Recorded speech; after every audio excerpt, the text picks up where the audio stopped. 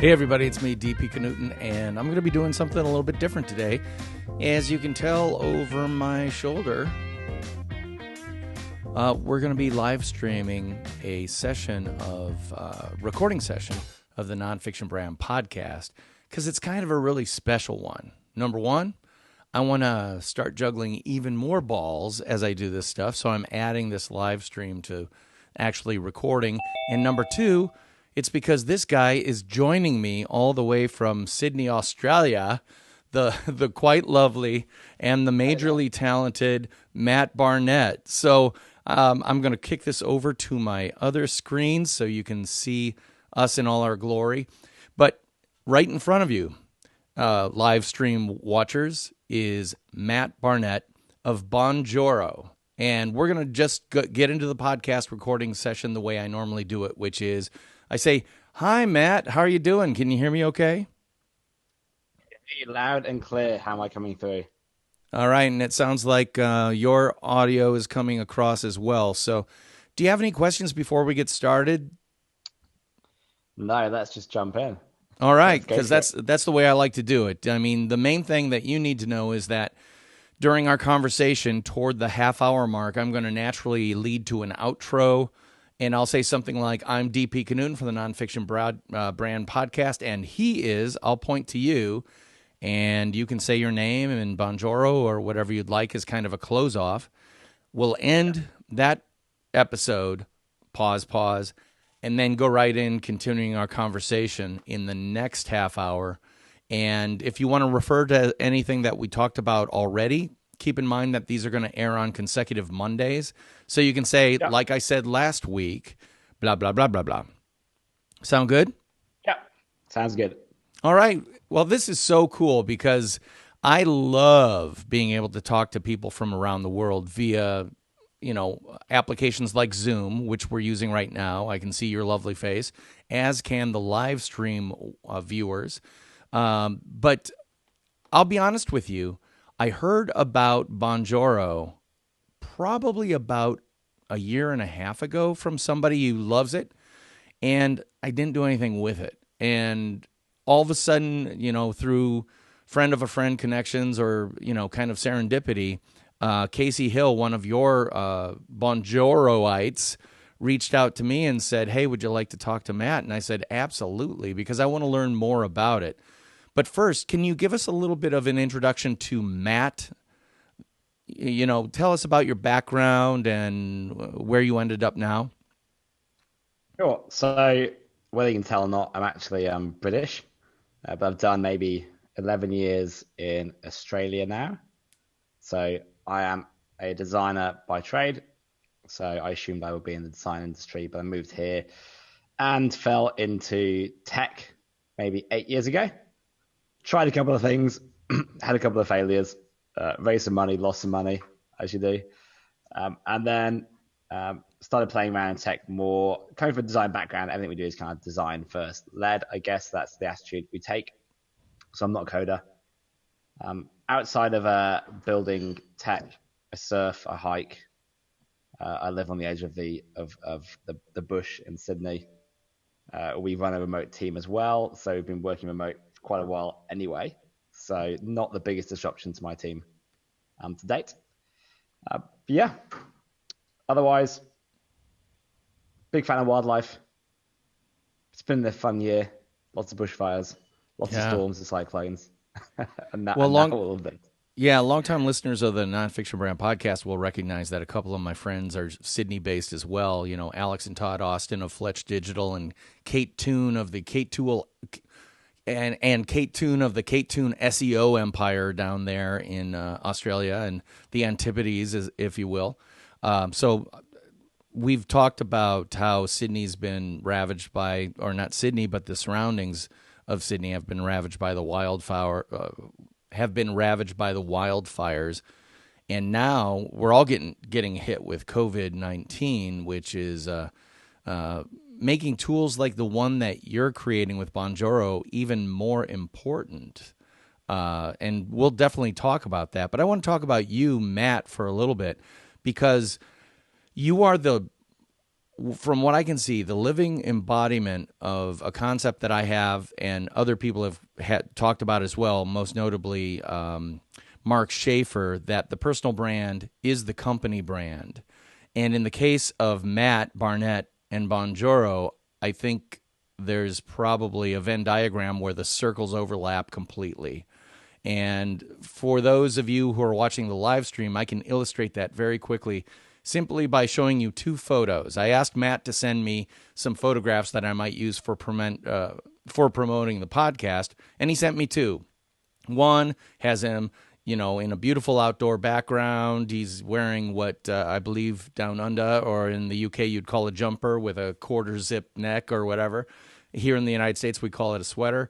Regular, great looking photo of a very kind of sporty, outdoorsy guy. And then he also sent me this photo, which is of him wearing what my daughters informed me is a kigu or a kigumaru or whatever it is. It's like a hooded pajama thing for adults or adult sizing. And it's evidently a bear, and it prominently sports the Bonjoro typeset logo. So again, if you're watching the live stream, I just want to A-B these and say, here's A, here's Matt, the guy who could be selling car insurance or falafels, and then here's Matt, the guy who is clearly one in the same with his company. Why, Matt, tell me, why did you send me a photo of you wearing an adult-size pajama in the styling of a bear? Yeah, so that's really our brand. Some people wanna go for the less branded shot, but our brand is a bear. We have a characterization. If you like them, probably the closest thing is like a MailChimp. And we started off saying, look, we want this brand to be quite almost B2C, so kind of business to consumer in a B2B space. We're definitely a B2B company. The reason being that what we're promoting is all about transparency, getting on video, connecting with customers. So it's about dropping the walls of business, being yourself, connecting with customers when you're in the kitchen, when you're out on the weekends, going beneath the kind of beneath the facade of business. And so what we've decided was, if we go quite far on our brand and push into that space, our customers will come part of that journey with us. And what started as us kind of doing some characterization and fun has kind of escalated. So at the stage now that my official title is Papa Bear, all of the team, when they join the company, get to design their own custom bear onesies. So we have a company in the north of the UK, which is a bunch of old grannies in a warehouse that knit us our own onesies. We send out onesies to customers when they hit certain milestones, to them or their kids. We sponsor a bear we sponsor a grizzly bear out in Russia. We sponsor koalas as well here. So it's kind of just built and built and built, but it's quite fun to play on it. But again, it's all about this idea of having quite a playful brand. I think one of the key things here I'd say is that for those of you that run companies or work, but for every single one of you, like work is not, it's not work and life. Like work is life, whether you like it or not. You probably spend more time with your colleagues than you do with your partners and your children. So to that in mind, if you're not enjoying what you do, if your company culture does not suit your personal brand anyway, I can't think you're probably in the wrong company. Wow. Did you hear that? I want to go back to one of the things you said kind of in passing, that Bonjoro is a clearly B2B oriented company, but with perhaps a little bit of a B2C style and persona. I'm a big believer, and I've worked in advertising now going on 27, 30 years, something like that. I understand that B2B has to do a little bit heavier lift when it comes to communicating specifications and stuff like that. And perhaps B2C can be a little bit more pure emotionally based. But for me, those are just colors on a palette. And yeah, maybe sometimes you use a little bit more corporate blue than Bonjoro B2C yellow, but that doesn't mean yellow is not on your palette. And what I love about you and Bonjoro is that you're bringing a lot of the delight of B2C to what could be a strict B2C capitalizing on email and video to convert more leads. You could have easily gone into that type of speak and copy, but you don't. I mean, yeah, you make that point, but you never descend into that hard sell, always be closing style of salesmanship. And I applaud you for that. Yeah, it's like, again, if you go that way, what we're trying to promote, the kind of ethos, doesn't align with that. I think you have to start, like, so with, again, with what we're saying here, connected with customers. I think the ethos has to start with the customer and with the relationship, and with the idea of having a little bit more fun in what like in work and what you do, a bit more transparency. If you could do that, ultimately you close more because people like you more and they trust you more. And everything else comes with that. So it's rather than going from the business side in, you're going from the relationship side in, and then saying this actually works for your business anyway. I think it's not just us. And I think there's, like I say, we're doing this. I think a lot of good brands are starting to do this. I think a lot more transparency is coming to the workplace. I think given the times that we live in at the moment, this is going to be forced. This hand will be forced more.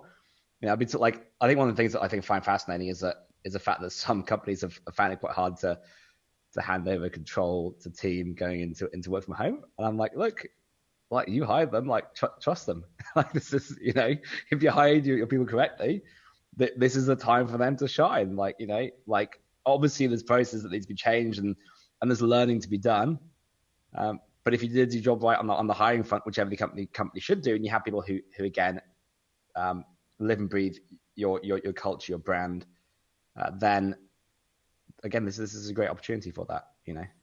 Yeah, well, and a lot of forward-looking companies have already prepared their workforces for distributed work via the incredible tools that are out there. Via the incredible tools that are out there. For example, I mean, I was a creative director about, I want to say 12, maybe even 15 years ago, when bird flu first came out. I don't know, maybe it was 2006, 7, or 8 or something like that. And just because I was paying attention to it, I developed with my team a kind of structure where people could work from home at any time and communicate clearly the expectation level of what they could be doing. And we were all using Slack, we were all using Basecamp for file transfer and project management, all that stuff. So it's been around a long, long time. Now people are being forced into understanding how it works, and I think it could, as you kind of alluded to, change the way that people approach other people, in that via a tool like Bonjoro, you can do email marketing, but you can do it in a very face-to-face way, no matter where you are, no matter when they open up that email. Can you just quickly talk us through how Bonjoro works? Yeah, sure. So the core concept, I'll mention other tools that come out of it, but the core concept is sending personalized video messages to customers at certain points on the customer journey. And what we found is that if you stop for a minute and take the time to acknowledge customers and do this on video, it pays back in people responding a lot more. So kind of 3 times kind of response rates, engagement rates, leading to conversions, etc. The way this works is that if you use a customer data source, let's say like a Salesforce or a HubSpot or a MailChimp, even something like a Shopify or a Patreon account, anything where you store your customer information, you plug Bonjoro into that, and then depending on certain triggers, such as a new lead comes into your funnel. If you're on Patreon, maybe you get a new backer. If you're on Shopify, you have a new sale. These are what we call triggers. When these happen at certain points, we send information to Bonjoro from your data source, and we notify you and say, hey, this is a great time to send Jenny a message. See, she signed up 2 days ago. She's done X and Y, but she hasn't done Z. And so we give this little notification, desktop or app. You can then pull it up. We give you all of Jenny's information. You can say, hey, Jenny, this is Matt here from the Bonjoro team in Australia. So you signed up from Connecticut with Onesies R Us, whatever the company is. And I see that you've done X, Y, but you haven't done Z. Did you need a hand doing this last step? It's really important. If you want some help, just let us know. We're humans, here I am, hit reply, it'll come back to my inbox. That takes about a minute. We deliver it off, send it off, track it, everything else. Again, So what you're doing here is at these points, again, you're creating a video, but what you're really doing is stopping for a minute, or your team is stopping for a minute, acknowledging the customer, showing who the team is, saying welcome on board, saying thank you, and then asking them to go and take a next step. That's essentially the kind of crux of it. There's other tools now that we now allow you to do screen recording and send out videos to lists of people as well if you want to use video in other ways. But the core ethos of the company is take a little bit more time with customers at certain stages on the funnel, do this in a scalable way, so don't spend more than a minute, and you will see much better conversions, much more engagement, and much more trust of customers and leads. Well, I saw on your podcast, or I saw on your webpage, I'm going to say that again, sorry. I was just looking at your website, and down at the bottom, you've got tweets from the wild. You know, it's literally people that are tagging Bonjoro in their tweets, and you're obviously bringing them into your webpage. And one of them, and I'm going to butcher it because I'm paraphrasing it, was, I just signed up for Pat Flynn's Power of Podcasting course. Thank you. And received a message from Pat Flynn. Thank you so much. I mean, you could read the excitement in that person who signed up's tweet. They were so excited that Pat Flynn actually responded to the fact that I just signed up for his course with a personalized video to me. You could literally feel the excitement coming out of that tweet. And that's the type of human excitement and engagement that I see Bonjoro doing, that Bonjoro is adding to what could be a very perfunctory transaction of emails saying, we've received your sign up, here's your password, enjoy. All of a sudden, by adding Pat Flynn into the equation, saying, hey, Samantha, thank you for signing up. I hope you'll get started as quickly as possible. If you have any questions, contact our customer care team, and we'll be helping you out as quickly as possible. What is the value of that coming directly from Pat Flynn? I'd say it's pretty damn valuable. Exactly. Like Pat Flynn's a long-time user of us. We have a lot of other influencers, but the point here is that you don't have to be Pat Flynn. Yeah. So Sally, if Sally in customer service does this, or one of your sales teams, one of your aftercare team do this, honestly, it has 99% of the same impact. You don't have to be famous. When people get a message from anyone on your team, they're like, oh wow, this is amazing. It is this feel good thing where people feel good. I think humans are social creatures. It's very hard to fight 2 billion years of evolution. We're built to build relationships. We're built to try and trust people. And email I was talking the other day, I think you look at all the ways that humans evolved to communicate. The first thing was facial expressions, noises, and then tone of voice came in, and then body language, and then the last thing we invented was writing. And yet it's the first thing we use when we go and communicate with the customers. And so if you think it just misses 90% of that human evolution. So if you get back to this part where you can see someone, okay, this is not quite as good as sitting down with the customer, but you need to have this to really trust someone. I feel like maybe you could have trusted people through email, years gone past, but that's been, to be honest, ruined by bad actors, as many of these things do. It's very hard to fake video at the moment, so I don't think this is going to get ruined just yet. I mean, even you look at talk about influencers, look at Gary V. Love him or not, it's I find it fascinating watching how he will respond to people still today, personally on Twitter, on a daily basis all the time. And he's a very busy man, but he does things. So he'll do things to make sure that it's him. I saw one of his tweets the other day was something like, oh, I'm just on the way to the toilet, but here's the answer to your message. And so he says this, so you're like, this is actually him doing. No one would say that if it wasn't actually them doing it. It's not someone tweeting on behalf of him. So again, calling out his moments where you can check in, and people like Pat Flynn are very good at this. People like Gary are very good at this because they understand that if you make 1,000 one-to-one connections, that's going to build huge advocacy. And they always kind of come back to this point of, if you have 1,000 super fans, you have a great company. But again, you don't have to be famous. Anyone who does this, anyone who takes time to connect in a world where we're not doing it that much, where most businesses are not doing it, like trust me, people will get the warm and fuzzy side of it. They'll love it. They'll trust you more, and they'll be surprised and delighted. Yeah, well, that's certainly true.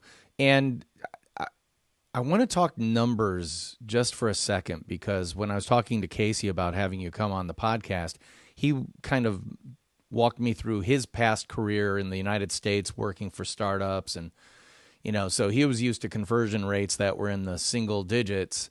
And I believe he talked to you or one of your teammates about a typical Bonjoro video, how many opens or whatever the measure is.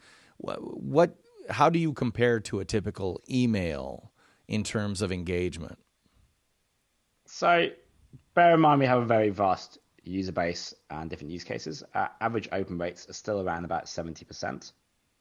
That's Our response rates, 70%. yeah, 70, and that's an average. So a lot of customers will get 95%.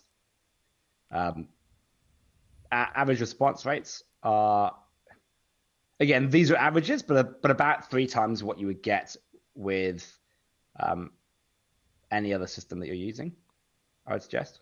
Yeah. So not just email, Well, online chat as well. that's just huge because again, I've been in advertising long enough to remember when a 3% rate for direct mail was, you'd be in the direct mail Hall of Fame.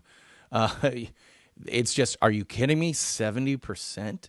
That's incredible. But again, if someone goes out of their way to create a video, especially for you, and you understand that, are you not going to click through and see what it is, especially if it's someone that you have some connection to? I could see you not doing it if it's a strictly cold email. Because I would worry about, I personally would worry about, is it going to download a virus or something like that? But if it's coming from someone that I know because we connected at a conference or I signed up for their course or I asked for more information, I'm going to open it. And then when I see it's them, the delight starts happening. I mean, that's what I see. And I've alluded to it already, or I mentioned it already, how Bonjoro is bringing kind of the B2C delight, the emotional delight of B2C advertising, good B2C advertising and marketing, to B2B conversations.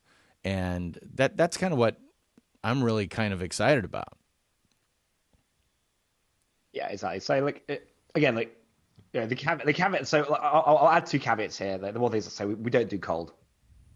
Bonjoro surprisingly actually does work. So it can work for cold. I've seen it work best in places like charities, so places where they actually are doing a good thing anyway. That said, with everything, the difference between us and a mass email campaign is it does take time. So we ask you to invest some time. Now, this is in a couple of ways. I mentioned the one-to-one thing. We also allow you to send single messages out to groups. We don't do mass sending, but we do have a system as well where people say, look, if we have 200 leads coming in a day, and we say, okay, well, so here's what you do. With that, maybe select out your 20 best leads, do the one-to-one to them, and then maybe the other ones, you can still do what I would call a timely message. So it's not as personal, but personalization works 2 ways. So personalization is, one is saying the customer's name, researching them, talking about them. The flip side to that is actually inviting them into your world. So with these, if you have lower quality leads, let's say, you can still do message and say, hey, it's Tuesday morning here in Colorado. I'm out on my balcony. Here are the birds. So this is my life. My kids are running past me, but look, trying to say welcome on board today. And if you have any questions, I'm the head of customer service. You can let me know. Now that is not exactly personal to that individual, but it's very obviously shocking on that day for someone who signed up on that day. So it's not quite as good, but next level, it still gets a lot of delight, and it's still obviously, look, this person has stopped today, recognize I've signed up today, and they're taking me into their life, and then you get the whole reciprocation thing. So I think there's different levels of delight here. The point is, it will still take it. We will still ask you for some time input into this, but conversely, because it converts and gets response rates so much higher, my advice is that every customer is worth a minute of your time, and if they're not worth a minute, then your funnel's probably broken. Where can people go to get kind of a overview of what Bonjoro is all about? Well, the best thing I would suggest is to sign up, because if you do, you will receive one from one of my teams somewhere in the world. If you sign up, so it's about 6:30 in the morning here. I start quite early. If you sign up around about 7 a.m. Australia, you will get it. You might get one from me. So I will still do it for you every single morning. So I think that, again, the best thing here is that you'll see it in action, see how you feel when it happens, and if that makes sense to you, then go and test it, try it out. It's all free to use, if you want to try that. But I think experiencing it firsthand is probably part of the key. Yeah, well, I think you're absolutely right, because once you do, as you say, you'll experience that delight. And again, if you're watching the live stream, I've got bonjoro.com open on screen, and Bonjoro is spelled BONJORO.com. If you go to the pricing page, you can see right there that far left module is free, $0. For newbies and light users, free forever, 50 videos per month. If you did 50 personalized videos a month, you would get, I guarantee you, tremendous value out of this free account. So you don't have an excuse. You got to check it out. So head over to bonjoro.com and sign up for a free trial.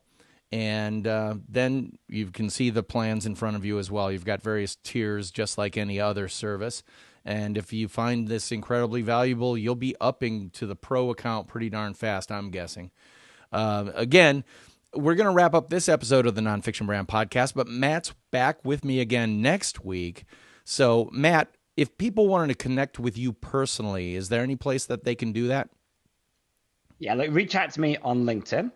So if you type in Papa Bear, I think there's about 3 or 4 of us. I'm the guy in the bear suit. So hit me up. If you'd like some advice, I will always reply in person. I had a lot of help getting where I am, so I do like to pass it on where possible. Well, there you go. You can get the free account, and then you can get a direct channel to the man himself. So, again, thank you so much, Matthew Barnett of Bonjoro, for joining me on this episode. And if you're listening to this, also check out next week's episode, because we're going to continue on right after this. For the Nonfiction Brand podcast, I'm DP Knudten, and he is Matt Barnett, Papa Bear at Bonjoro. And we'll see you next week. Bye-bye. Okay, I got to ask you, how did a guy with a design degree from the UK end up in Sydney, Australia, developing this tech platform that's pretty highly involved technically? So I moved here because I like surfing and I like sun, and the UK You don't have those. that. Well, it has surfing, but I used to surf off Scotland. I remember the one day it was hailing and snowing, and I just thought, stuff this. Yeah, yeah. Well, and then, Mild hypothermia. yeah. So you ended up in Sydney in what, 2013? 2011, I think. 2011, 2010. Yeah, end of 2010, start of 2011. Got it. Yeah, came, did an MBA to get a visa. Australia is not a big product design place. Well, that's like, it wasn't back in the day. There wasn't Kickstarter really. All Kickstarter was just getting started. Manufacturing, like, because Australia is such a small country, that hadn't been a big industry traditionally. Whereas in the UK, it's big, because if you manufacture, you're selling kind of to the whole of Europe and globally. States is massive. Here it just wasn't. And, you know, I think that it's getting started. So, you know, Atlassian was there, but behind the scenes, Canva didn't exist. Like we didn't really have any unicorns, but it was just kind of starting up. And so, just by going out and meeting people, just kind of fell into the industry, as you do. Like building your product online versus building your product offline is the same process. Like you're coming up with a need, you're researching it, you're talking to customers, you're starting to build, you know, a prototype. You're fundraising to either, you know, manufacture or to build a tech like MVP. You're then hiring team. You're then building a brand. It's the same thing again. The only difference is you don't get to to touch me and tangibly hold it. Probably the biggest difference maybe is that when you design products, you're designing when you iterate, you're releasing new products each year. Whereas when you iterate on a tech platform, you're generally expanding that platform. So if you like, you're building one monster product over 10 years versus building 10 separate products. Does that make sense? Yeah, yeah, it absolutely does. So all the things you learned as a student, you're actually applying, but in a slightly modified way to create the product that is Bonjoro. Yeah, although I haven't been on a lathe for like 20 years, for like 15 years. Yeah, do I you don't know miss if I'll it? ever go there again. Do you miss that stuff? Yeah, yeah. I love the hands-on stuff. I really like it. But as for now, we'll carry on this way. Whether I end up doing more of that when I'm, in time for personal pleasure, sure. But this satisfies me. It's still very creative. Like starting a company is creative. Everyone seems to think starting a company isn't creative. I'm like, it's the most creative thing you could possibly do because there's so much. The learning curve is so steep. There's so many ways. Like doing the whole brand and and the messaging and everything. Like that's absolute creative. Yeah. You know. Yeah, Like absolutely. yeah. Well, and it's interesting because I will say that for a company like yours, you have such a strong brand persona in terms of a sense of the emotional underpinnings of your company, not just the technical specifications, but the emotional foundation of the company, even down to your little bear logo who's waving at you. The fact that the company's name is Bonjoro, which is kind of like French bonjour, Italian buongiorno, and undoubtedly other languages I don't even come close to speaking. It's a way of saying hello, in a very personable way. The fact that even on your LinkedIn page, your little avatar profile photo is you wearing that big pajama bear suit with the logo prominently stitched on the front of it. All of these things are projecting, or what I would say demonstrating, not only your Bonjoro brand, but Matt's personal brand. And again, is there any separation between the two? Is this, if I asked you how much of the Bonjoro bear is you, what percentage would you assign to that? So initially probably 80%, now maybe 50. I think, and so the difference is that we have a team now. So we can't have 15 people, but the team will have their bear suits too. The team will do this. If we go away, we'll get in them. I think when you start a company, even if you're not brand focused, the initial culture you will have is driven by the founding team. Because when there's three of you in a room, you do things in a certain way and you talk in a certain way, and then off you go.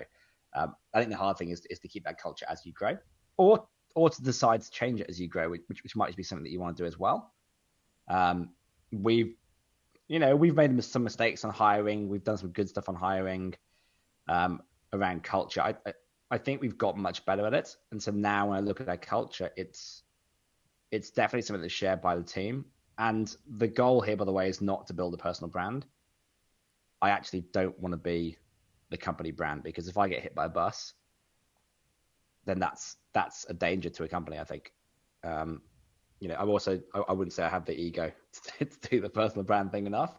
So, you'll find me here talking, but like Ollie, who runs marketing out the UK, he's been doing a lot of like non-profit podcasts. Casey's even jumped on some as well because of his background and his experience.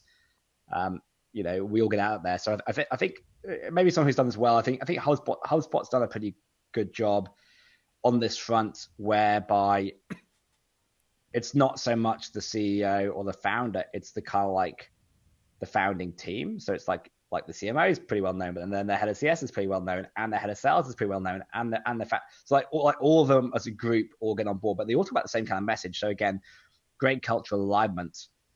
But I think ultimately, if one of them disappeared or something happened, HubSpot would go on just fine. and like Bonjoro should be the same way. I think most companies should be the same way. Um, I think if it's not tied to the personal, it is a far safer and stronger brand for the future. And also, it's the kind of culture we like to like to build. Like it's not all about me at all. That's not the point. Well, and I agree with you, but I will say it was your brand DNA that now has created a culture where the culture demands that you absorb a certain amount of that brand DNA and project it forward. I mean, yeah, could there be a day where Matt is not involved with this company? Absolutely. But it would lose its soul were it to change the culture that you've created based on your personal brand. And I understand what you're saying is I don't want to be the Australian Gary V out there and doing all that stuff. Well, I'm here to tell everybody, and we talk about this a lot on this podcast, that not everyone has to be an Instagram influencer to be a personal brand. Not everyone has to be on video 24/7 like Casey Neistat or Gary V to be a personal brand. You can be the personal brand that is you by simply demonstrating who you are, what you do, and how you do it in a consistent, strategic way. So that, like, if you follow me on anything on social media, I'll talk about my dogs a little bit because they're part of my kind of collaboration. I call them collaborators because, they're part of my brand. But I'm not out there trying to become some type of Instagram influencer, but I am out there to get credit for what I do, how I do it, and who I am as an individual. And I want to ask you this question because on your LinkedIn if you go to Matthew Barnett on LinkedIn, look up Papa Bear or Matthew Barnett and look for the guy in the bear suit, you'll see the About section has a very simple line. It says, "My love of building great products is surpassed by that of building great culture." That to me is a pretty strong statement. It's a very pithy statement, but I think based on what I've seen and what we've talked about, it's a very true statement because you want the culture to go on wherever whether you're involved in the day-to-day or not. So I have to ask you, when you interview someone to add to your team, are you kind of putting them through the filter of, do they fit the Bonjoro bear costume, or the pajamas? Do they project a sense of fun, but with a serious chaser in terms that this isn't just fun for fun's sake, it's fun for creating business success sake? Do you put them through that Yeah, kind of filter? yeah, absolutely. And I don't think we've always got this right, by the way. Like I think branding, I think culture's hard. I think as you start, like we start a company, you're like, okay, survival's number one, and then as you start to grow, you're like, oh yeah, this is the thing. I think again, you naturally have it at the beginning. You almost hit a point where that brand gets and that culture gets challenged. And so you can hire people who who um who can knock your culture off course quite easily. If you're 10 people and there's one person who's definitely not a cultural fit, they will have a huge impact. So I think, this is something you really need to pay attention to. We hire culture first. We tend to talk to people before we look at um, their skill set, if you like. So depending how people approach us, will have a big impact on whether we interview or not. Um, we are still a very smart team. We're a very, very hardworking, kind of driven team, but we're also very much a relaxed team, like values around family first, this kind of thing as well. So like we'll generally talk to people. I don't really care too much about CVs, or like I don't really care what university you've been to or what school. Like it doesn't bother me at all. I don't particularly care about where you've worked. If you can do your job, it doesn't really matter to me. But what I do care about is do you fit our culture? Will you fit with us? It's not to say if you're a good person or not, because there's amazing people who are just not right for our culture. Absolutely. So it's just a case of will you fit a team? Like having a distributed team. So we're across 6 countries and like 5 continents. and we're only 15, so we've kind of gone distributed pretty hard. The awesome thing is that we can find people who fit with us, like I'd say pretty easily, because our pool of resources is so big, because our potential pool is massive. Quite a lot of people have joined us because we've met them through other means. And like many founders, I have a list of probably like 100 people where I'm like, at the right time, you would be great for this company, and you would fit with us perfectly. I have no idea how good they are at their jobs, but I've met them and been like, you seem like the kind of person who would fit in. If this position or when this position comes available as we grow, and obviously as you grow a company, you'll get more and more positions. You'll start to get more specialists. I'm like, at that point, one of my team will interview you on the skill set side, but I know that you've already passed that first bar, which is, do you fit the company? So I will put you forward. So culture first, personality first, skill set second. Always interview with that in mind. And if you look at resources on hiring for culture, like there's a ton out there. The kind of questions you want to ask. I think probably the one takeaway here, which is useful, I think, is understand your values before you start doing hiring. And these values are not. It's not stuff you put on a website to make your customers think you're amazing. So you do not have to publish these. I think really understand what it is that you guys care about, that your team cares about, like, your founding team, and they don't have to be pretty, they don't have to be public, but just understand what it is and be brutally honest. What is it that you guys care about? What is it that makes you you? And then hire people to those. And again, like, these don't have to be like, the best, like the kind of things you would hang on your wall and expect the whole world to follow. It's not about that. It's about your team and your culture. Yeah, well, I can't agree with you more. And I love your answer because it's totally in agreement with my point of view. As a creative director, I never looked at resumes. I always looked at someone's portfolio of work. And then I would simply ask them, okay, every piece of work within your portfolio was created collaboratively with other people. Tell me about your role in this piece. And if they said, oh, I did that all myself, I'd look at them, okay, tell me why you did it that way. And they might say, well, it's a spec piece. I did it to try to get a job, and so I did it all myself. Okay, good answer. But if someone said, well, the headline was my partner's idea, but I took it here that's what I love to hear, which is someone who admits that someone who admits that the seed of the idea was planted someplace else, but I cultivated it to a better, higher level. Then you can tell that someone's a really good team player, especially in the collaboration space. The other thing I wanted to ask you is, of those 100 people that you've identified already as potential new Bonjoro hires, how did you get to know them? Were they just people you met out and about, or was it people you've been exposed to online via social or stuff like that, or at conferences? How did those 100 people get and keep your attention to the point that you're actually going, boy, I'd love to have you here?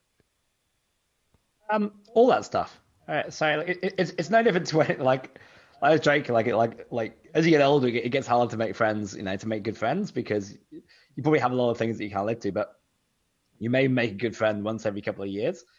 I think there's obviously a lower bar to have someone to work with, because you don't hang around with them all the time. But one thing is that we are actually quite a good friendship group in the company as well. Like, we'll do stuff out of the company quite a lot.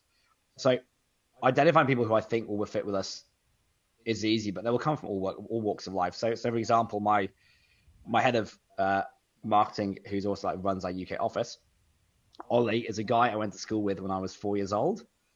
Now, I hadn't talked to Ollie since I was 11 years old until maybe 29, I think. So we hadn't talked for 20 years, like near on 20 years. At the time, I saw that he was starting a company through Facebook, and I just reached out and said, look, I see you starting a company. This is awesome. Like, I'm running a company here in Australia. I ended up mentoring him a bit. His company didn't work out. And when it didn't work out, I was like, do you want a job? Because we're looking for someone in the UK. And we just kind of we just assumed it. Like, it's not like, I don't think I ever offered him a job. He was just like, so I'm working for you now, aren't I? And I'm like, yep. and then we just kind of, and then we just started going. And so I think it wasn't, like, because I'd known him as a, like, and this is just, because I known him as a kid, I absolutely knew what kind of person he was. Because the person you are at 7 is the person you are as an adult, yeah. So I knew without, like, absolutely he was a right fit, like absolutely could trust him, good, like great worker, like he's amazing. So that was taken off the plate. Then it was a case of could he do his job? Well, I'd just seen that by doing all the mentoring and saw how he worked. But again, this is just someone that I've met people at conferences. I've met people through customers. Like I meet people through customers and be like, "You're awesome. Like we want you at some point." And it's not to say I'll go and poach them, but over the years it takes to build a business, people move around, and when they move around, they inevitably come like knocking if they feel the same way. So like often it's mutual. Look, and you can't hire everyone, like it, I wouldn't. Yeah, at some point we're like, okay, we need a head of CS, but that's not on day one. At some point we'll need a head of inside sales, but that's absolutely not on day one. We'll need a CFO at some point, but we're not there yet. So as and when these things happen, if you're prepared and you have this wealth of people that you've been keeping your eye on, like you can build a company faster, you can build it better. And you're not being reactive. You're not saying, we need to find someone tomorrow. Let's go interview 5 people and just give one a job. Yeah. Well, but the whole point is these people raise their profile enough with you to make that connection. And then, you've got that list of people. I'm like you. I keep an eye on people and go, yeah, one of these days, I hope we can work together. And, the stars don't all often align, but when they do, it's like, let's do it. Because when you find someone who meets your personal brand criteria, I mean, that might be a little too technical or business sounding, but you call it your personal value criteria. You got to cherish those people and you got to pay attention to them. But I am telling you that a lot of people are not taking advantage of the power tools out there to keep and grow and nurture those relationships the way that tools like Bonjoro can help you do it. And, obviously I'm talking to Matt here, Matt Barnett of Bonjoro.com, a great tool that you got to check out. Go to Bonjoro.com and check out the free subscription, I guess. You can start an account for free with Bonjoro and try their really cool video service for putting out one-to-one videos via email that, from what I hear, have tremendous engagement potential for just about anybody in any industry. Like one of my favorite things to do when I do presentations is try to pick the most boring profession possible and point out how you can become the king or queen of that boring profession simply by doing some of the best practices that other people are using in less boring things. Like for the longest time I used plumbers, which here in the United States are the guys who hook up water lines and all that stuff. I don't know what you call them down under, but yeah, we call them plumbers. but I've always used plumbers as kind of the placeholder for insert boring job here, or not boring. I don't want to insult plumbers, but I just want to say insert prosaic job here. And then I found a guy just at Social Media Marketing World this past year who is the king of plumbers on YouTube. And he started it just 3 years ago by getting out there and answering people's questions and then going where the market kind of led him. So now he's more of a B2C plumbing professional, plumbing expert. He teaches plumbers how to be better plumbers, how to be more successful plumbers, how to not worry about getting paid for doing their plumbing services. And, wow, he's put himself out there using the tools at his disposal. I'm not sure he's using Bonjoro, but I'm sure when I talk to him on this podcast, I'm going to mention it to him if he's not using it already, because it's that type of one-to-one personal connection that I think is so very cool. Again, for people who didn't listen to last week's episode, can you give us a quick run through on how Bonjoro works to create one-to-one video via email?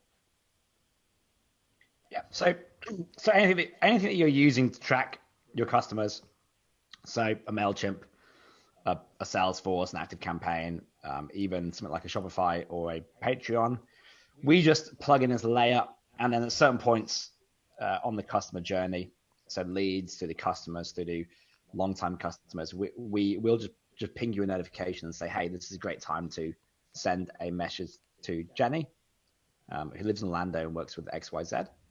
So take your plumbing example.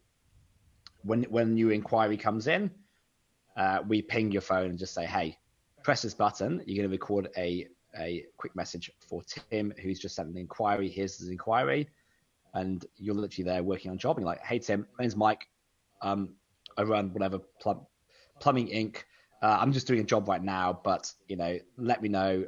I've seen your quotes. This is XYZ. I'll get back to you later on and give you a proper kind of cost for that. Now, when you get that off a plumber, you're like, yeah, and you see that, you're like, this is amazing. Like wow. Like all the other, like all the other plumber quotes are coming late. Whatever else. I don't know who they are. This guy, he's obviously on the job. He looks super trustworthy. He's got back to me really quickly. The fact he's done that probably means that he's, but that carries across to his work. So I believe he's going to be good at what he does. I believe he's trustworthy. I'll go and pick him, and that's the guy I work with, or the girl. So again, like just getting yourself to the front of the transaction, or getting yourself into the transaction, so a customer can see you, can understand you, and they can trust you, goes a huge way towards converting leads, but also delighting your existing client base and keeping them for much, much longer, for life, hopefully. Yeah, and as Matt mentioned last week, the best way to experience Bonjoro is to go to bonjoro.com, BONJORO.com, and sign up for a free trial, and you can actually have a free account forever. I mean, it says for newbies and light users, free forever. 50 videos per month. There will be some Bonjoro branding on the video, and then you can do a custom workflow to see how it could work for you, like if you're using a HubSpot or a MailChimp or something like that. You got to try it, because once you see how it works, and I think you'll want to figure out ways to bring it into the way you do business. I mean, if for no other reason, do it so that you can send your mother a Bonjoro video via email and just gauge her response on what she feels like when she got that video from you. I think you'll be pretty impressed. Again, that's bonjoro.com, BONJORO.com, and sign up. It's free. So what are you waiting for? Well, this has been a fascinating... And you'll get a video from one of us. No, go ahead. Say that again. I was going to say, so if you sign up, if you want to experience it, you'll receive a video from one of the team. So sign up, wait 24 hours, you'll receive one, see how it makes you feel. And you'll I think the penny might drop at that point. Well, exactly. And you got to try it, because if you're looking for ways to distinguish yourself out there in a world of sameness where your competitors are just like you, make sure they aren't just like you by being yourself, which is, a core tenet of personal branding. Demonstrate who you are, what you do, and how you do it. What better way to do that than via video? Because as you said, our fictional plumber there, if you come on that plumbing thing and you're wearing a nice branded shirt and you're clean and well kept, you're a leg up on most of your competition. You've got a leg up on most of your competition, because a lot of those guys don't exactly bathe regularly. Sorry, plumbers out there, please, no hate mail. But my point is, if you can demonstrate who you are, what you do, and how you do it, you're well on your way to creating a really valuable personal brand, which is the same thing as your small business brand. How many times can I say that? Well, I can say it enough to make you drink. And the other thing is, we have a kind of a drinking game here on Nonfiction Brand Podcast, and that is, whenever I say this phrase, you got to tip that tipple, if you will. And that phrase is, know who you are so you can be it. So Matt, just like you said, you had to know the values of your company so that you could hire the right people to reflect those values, to not only reflect, but nurture and grow and continue that culture that grows from that. One of the other things I always say, and actually you can get the t-shirt on Amazon.com, brands say, cultures do. Brands say what they are, but it's up to the culture to actually do what the brands say they are. So, Bonjoro, if you're not interested in the video portion of what they do, check out the way they do what they do. Because you could go to school on the way that they've created this B2B product that feels like B2C fun and yet has a very powerful back end on it as well. Go to school on Bonjoro, and I think it's worth the price of admission, which can be free. So thank you so much, Matt, for being on this podcast. I really appreciate it. How can people follow you if they're interested in getting in touch with you? Yeah, so the best way to get me personally is on LinkedIn. So if you just search for Papa Bear, you'll find me. I'm one of the few there. I'm the guy in the bear suits. Look, reach out in person. I will get back to you, surprisingly. So do not be scared. I had a lot of help getting to where I am, so it's enjoyable to pass that on and help others where I can do. So reach out, personally connect, and happy to help. Well, there you go. Once again, for the Nonfiction Brand Podcast, I'm DP Knudten, and he is Matt Barnett, Papa Bear at Bonjoro. Thanks so much for listening, and I'll talk to you all next week. Bye-bye. Okay, so we are done. Thank you so much, Matt. I really appreciate it, and I love your product. And I can't wait to see how I can work it into the way I do stuff. Awesome. It's just so you see that it's just starting to get daybreak here. So sorry it's so dark at the beginning. The sun is just rising. Yeah, well, So and again, the live stream's still going. So we started at 6 a.m. Sydney time, right? Yeah. So, which is 2 p.m. here in Madison, Wisconsin area. So yeah, but it's the magic of apps like Zoom here. You know, having a great conversation with a guy on the other side of the world. And guess what? We're practicing the best kind of social distancing, having a great conversation, but sharing absolutely no biological material. Look, this is how you stay sane. More of this. This is great. Oh yeah, no kidding. Well, I really appreciate it, and thank you so much. And thank you to Casey. He did a great job connecting us. And I just want to say, how many times can I say it? About 50 more. Thank you so much. Thanks, DP. It's been great. All right, I'll talk to you later. Bye-bye. Take care. Bye-bye. Come on. There we go. All right, so live stream viewers, there we go. I am going to end the Zoom and meeting for all and let it think about what it wants to do. And I'm going to talk at you for just a little bit to say, this is the first attempt I've done after 83 episodes of doing a live stream. Well, I've tried it a couple times before, and it frankly didn't work. And I think there might have been, I'm hoping there aren't too many mic problems here going. I hope there wasn't any weirdness going on with the microphone system I've got going on. But that's how you learn what works. Sometimes you got to put yourself out there with a little bit of egg on your face. But the whole point is, I'm getting myself out there. I'm making my point.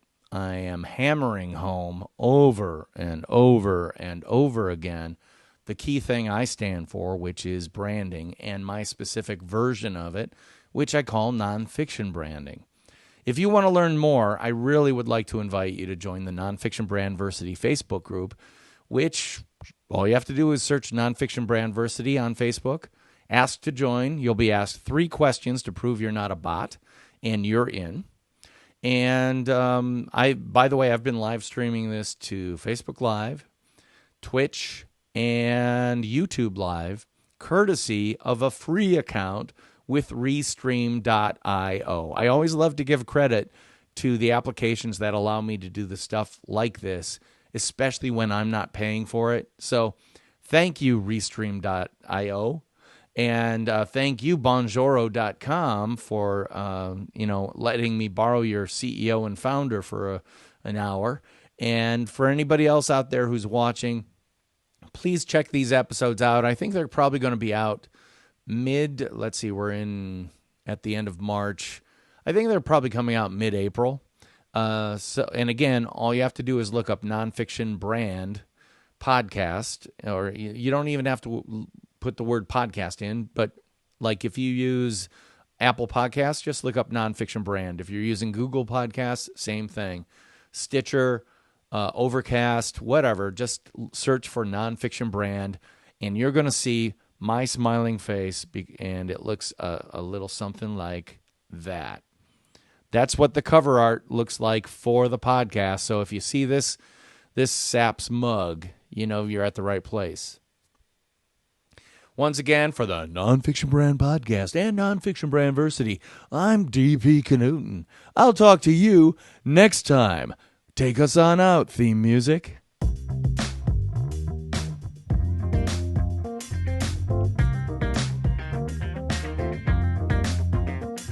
See you later. Bye-bye.